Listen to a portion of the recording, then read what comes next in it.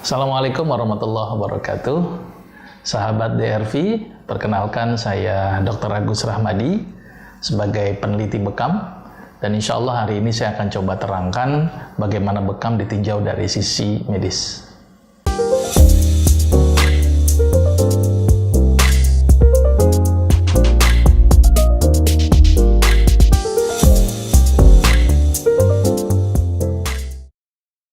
Ya, bekam ini memiliki banyak nama. Ya. Ada yang orang nyebutnya cantuk. Ini kalau orang Jawa bilangnya cantuk. Ya. Kalau orang Inggris namanya cupping. Ya. Ada yang bilang blood cupping. Kalau orang Arab bilangnya hijamah. Ya. Tapi intinya adalah suatu mekanisme mengeluarkan darah melalui perlukaan di daerah kulit. Jadi ada konsep pengekopan, kemudian penusukan atau pentorehan, kemudian pengekopan kembali. Kita nyebutnya namanya CPC, cupping, puncturing, dan cupping. Nah, bekam ini sebenarnya sudah ada sejak zaman dahulu, ya, dari Babilonia, Mesir, Cina, sudah ribuan tahun sebelum Masehi, dan kemudian berkembang sampai saat ini. Dan dulu dianggap bahwa pengobatan bekam adalah pengobatan yang tradisional atau sekedar alternatif. Tapi sekarang sudah banyak penelitian-penelitian ilmiah yang menunjukkan tentang manfaat bekam. Ditinjau dari respon seluler, respon molekuler, bahkan sampai untuk ke arah klinisi. Maka itu penelitian-penelitian ini cukup banyak. Bahkan ada yang levelnya RCT, Randomized Control Trial. Dan itu banyak kasus yang bisa diobati dengan bekam. Misalnya untuk respon nyeri, contohnya, ya, untuk kasus migrain dan sebagainya. Artinya penelitian-penelitian bekam ini sudah sangat ilmiah. Dan alhamdulillah saat ini kami sudah mendirikan suatu perhimpunan, di mana perhimpunan ini terdiri dari para dokter-dokter, kita nyebutnya namanya Perhimpunan Dokter Bekam Indonesia, yang disingkat dengan PDBI.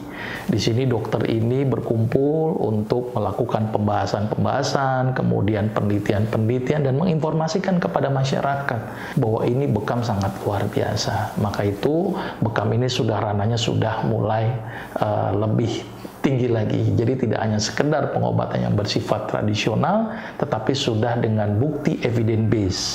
Jadi sudah ada bukti-bukti ilmiah. Nah, sedikit saya akan coba terangkan bagaimana mekanisme bekam ini sendiri. Jadi kita tahu bahwa bekam ini adalah membekam di daerah kulit.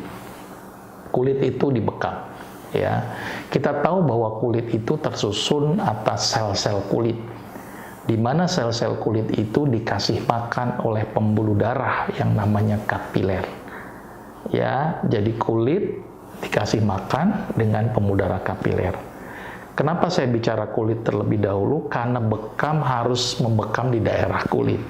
Maka itu saya bicara kulit. Dan kulit merupakan organ yang terbesar dari tubuh manusia. Maka jumlah sel kulit pun juga cukup banyak. Dan kulit itu pun ada sel-sel kulit yang dikasih makan oleh pembuluh darah yang namanya kapiler. Nah, pembuluh darah ini ngasih makan ke sel kulit. Ya, sel kulit itu pun juga mengalami proses metabolisme sehingga juga menghasilkan sampah. Jadi ada satu proses di mana kulit dikasih makan, sel kulit dikasih makan, tetapi kulit juga mengeluarkan sampah. Nah, saya bicara level yang lebih seluler lagi. Nah, si kapiler itu dalam memberi makan, ya, itu lewat rembesan endotel. Jadi dia merembes, ngasih makan, isinya apa? Ada oksigen, ada glukosa, ada asam amino. Kemudian sel mengalami proses metabolisme, menghasilkan sampah-sampah sisa metabolisme, CO2, air, dan sebagainya. Nah, pada proses pemberian makan, kemudian menghasilkan sampah itu ada satu daerah, namanya daerah interstisial atau antar sel ada daerah. Disitulah terjadinya pengumpulan dari makanan dan sampah metabolisme. Dan kemudian dari kapiler ngasih makan dan sampah keluar ke menuju yang namanya venula. Kapiler, venula. Ada satu daerah namanya interstisial. Nah, proses bekam ternyata menyebabkan tekanan negatif pada kulit, sehingga kulit menjadi naik, sehingga apa yang terjadi? Terjadi peningkatan cairan interstisial. Karena tadi di kop tekanan negatif, cairan dari sirkulasi darah kapiler masuk ke interstisial menjadi meningkat. Sampah pun yang seharusnya terbuang karena di kop, maka dia akan terhambat untuk proses pengeluarannya, sehingga ngumpullah cairan interstisial yang meningkat di daerah yang namanya interstisial. Jadi di kop berarti terjadi akumulasi cairan interstisial. Kemudian setelah di kop dalam jangka waktu beberapa menit gitu ya, atau sampai kondisi sudah hiperemis, kopnya dilepas, kemudian dilakukan penusukan atau penyayatan. Ditusuk, maka keluarlah tadi cairan interstisial. Jadi mayoritas yang keluar pada saat bekam itu adalah cairan interstisial. Walaupun ada juga dinding pembuluh darah yang robek. Ada yang robek, maka juga sebagian sel darah pun ada yang keluar, tapi itu sebagian kecil. Atau sel darah merah mengalami lisis sehingga menimbulkan warna merah. Setelah ditusuk atau ditoreh kemudian dikop lagi, maka cairan keluar tuh dalam jumlah yang banyak. Maka itu bekam adalah proses pengeluaran cairan interstisial, di mana di situ berisi makanan, di situ juga berisi sampah-sampah metabolisme, di situ juga berisi radikal-radikal bebas. Maka itu bekam ini sangat luar biasa untuk mengeluarkan tadi sisa-sisa sampah metabolisme. Maka itu bekam ini bisa bermanfaat untuk beberapa aspek penyakit. Ada sesuatu yang unik dari bekam ini. Bekam tidak hanya mengeluarkan yang hidrofilik, tetapi juga lipofilik. Berbeda dengan ginjal. Ginjal hanya yang hidrofilik saja yang difiltrasi atau disaring.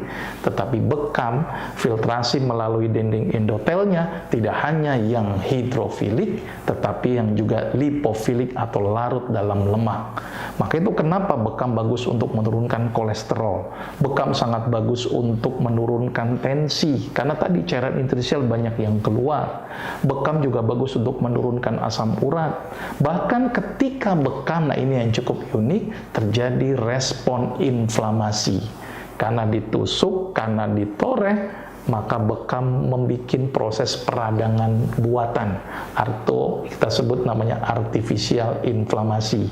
Jadi peradangan yang dibuat.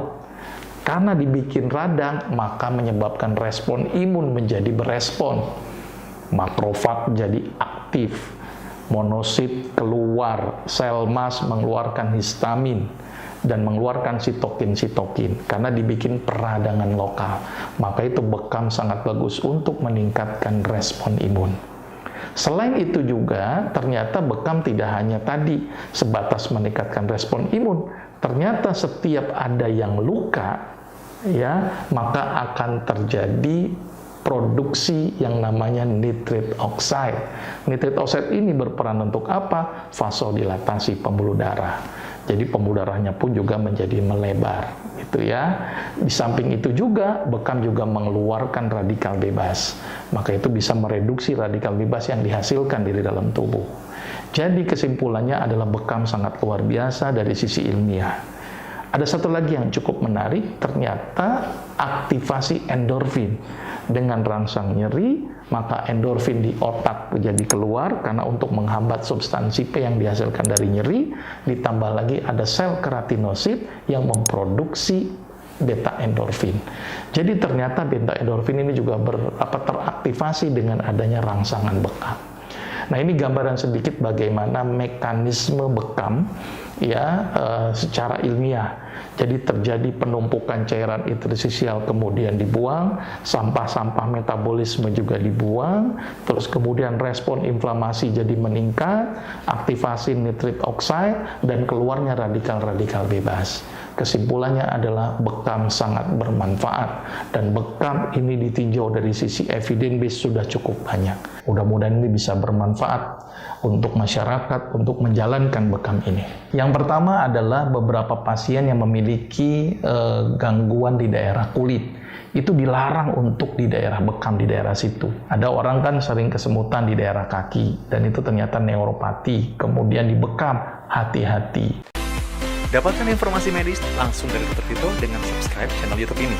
Anda juga bisa membagikan semua informasi berharga di sini dengan cara share ke teman-teman atau kenalan Anda.